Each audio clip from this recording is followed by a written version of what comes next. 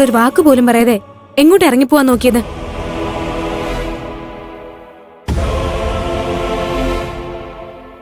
നീ ആരിൽ നിന്നാ ഒളിച്ചോടുന്നേ? എല്ലാം അറിഞ്ഞിട്ടും നിന്റെ കൂടെ നിൽക്കുന്ന ഞങ്ങളിൽ നിന്നാണോ? എനിക്ക് വേറെ എന്ത് ചെയ്യണമെന്ന് അറിയില്ലായിരുന്നു. എനിക്ക് ചുറ്റുമുള്ളവരെല്ലാം ഞാൻ കാരണം വിഷമിക്കുക. പ്രിയൻചേട്ടന്റെ കുടുംബത്തിന്റെ അവസ്ഥ ഇപ്പൊ എങ്ങനെയാവുന്ന് എനിക്ക് ചിന്തിക്കാൻ പോലും കഴിയുന്നില്ല. ഞാൻ കാരണം അവരുടെ ഓണം നശിച്ചു കാണും. നിന്റെ ഈ അവസ്ഥ കാരണം നിനക്ക് പല തീരുമാനങ്ങളും എടുക്കേണ്ടി വന്നിട്ടുണ്ട്. പക്ഷേ ഓണമായിട്ട് ഈ വാശി കാണിക്കണോ? നിനക്ക് പ്രിയൻചേട്ടന്റെ വീട്ടിലേക്കൊന്ന് പൊക്കൂടെ? അതെ, കഴിഞ്ഞതെല്ലാം മറന്ന് പ്രിയന്റെ അമ്മ നിന്നെ 2 കൈ നീട്ടി സ്വീകരിക്കുമെന്നാ എനിക്ക് തോന്നുന്നത്.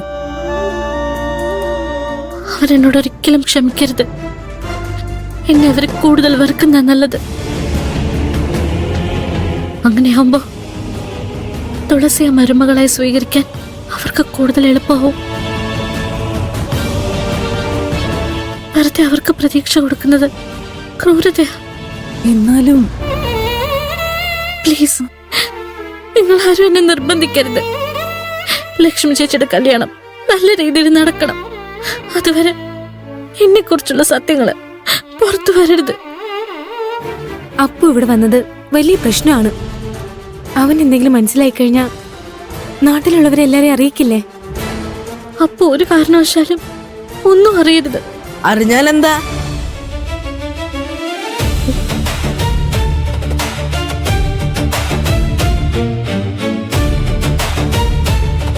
എന്താ നിങ്ങളുടെ മുഖത്തൊരു കളലക്ഷണം? കള്ളലക്ഷണോ?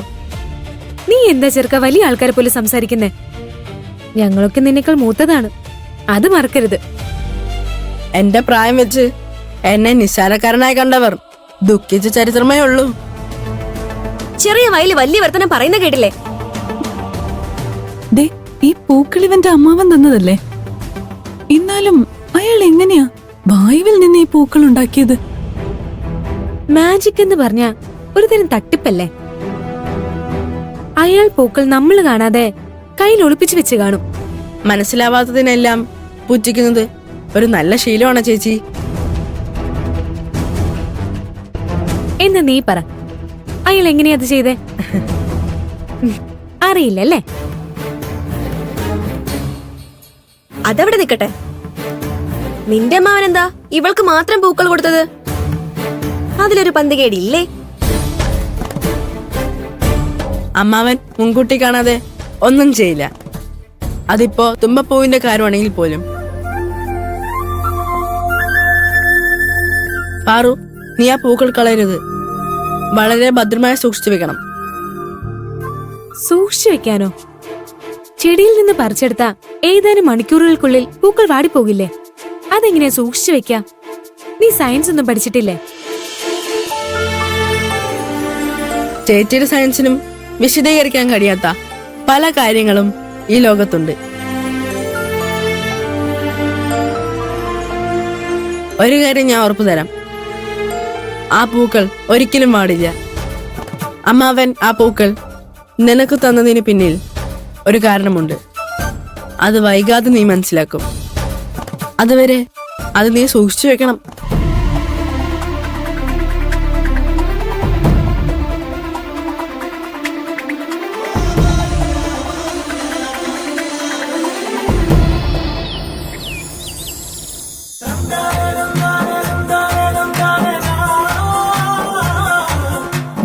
മോനെ കട്ട്ലേറ്റ് കൂടി കഴിക്കേ. അയ്യോ വേണ്ട വേണ്ട, ഇപ്പൊ തന്നെ ഒരുപാട് കഴിച്ചിരിക്കണു.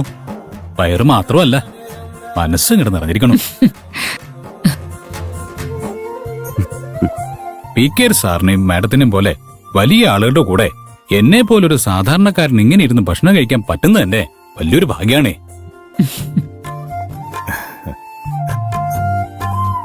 ഇതിപ്പോ നാട്ടിലെ ആരോടെങ്കിലും പറഞ്ഞാ ഞാൻ പൊളുവടിക്കുകയാണെന്നേ കരുതൂ. ഒരു സാമ്രാജ്യം കെട്ടിപ്പടുക്കുന്നത് മാത്രമല്ല സാർ വലിയ കാര്യം, അതിലെ ഓരോ മനുഷ്യരെയും ഇതുപോലെ ചേർത്ത് പിടിക്കാനുള്ള ആ വലിയ മനസ്സുണ്ടല്ലോ. പണ്ട് മഹാബലിയെ പോലുള്ള രാജാക്കന്മാർക്ക് മാത്രമേ സ്വന്തം ജനങ്ങളെ ഇതുപോലെ മനസ്സിലാക്കാൻ കഴിഞ്ഞിട്ടുള്ളൂ. ആ ഒരു പാരമ്പര്യമാണേ എനിക്ക് സാറിലും മേഡത്തിലും കാണാൻ കഴിയണത്. നിന്നെപ്പോലെ മുതിർന്നവരോട് ബഹുമാനമുള്ള ചെറുപ്പക്കാരെ ഇന്നത്തെ കാലത്ത് കാണാൻ വലിയ പാടാ. കണ്ടു പഠിക്ക്. ഞാൻ എല്ലാം കണ്ട് പഠിക്കുന്നുണ്ട് ഡാഡി. അയ്യോ, കൈലാഷിന് എന്നിൽ നിന്നും ഒന്നും പഠിക്കാനില്ല. ഇങ്ങനൊരു മകനെ വളർത്തി വലുതാക്കിയതാണ് നിങ്ങളുടെ ഏറ്റവും വലിയ വിജയം. ആഹാ, അച്ഛനമ്മമാരെ ചാക്കിലാക്കാൻ പറ്റിയ നമ്പറാണ് മക്കളെ പുകഴ്ത്തുന്നത്. അതെന്ത് നൈസായിട്ടാ സേനൻ ചേട്ടൻ ഉപയോഗിച്ചത്. ഇങ്ങനൊരു സംഭവം തന്നെയാ.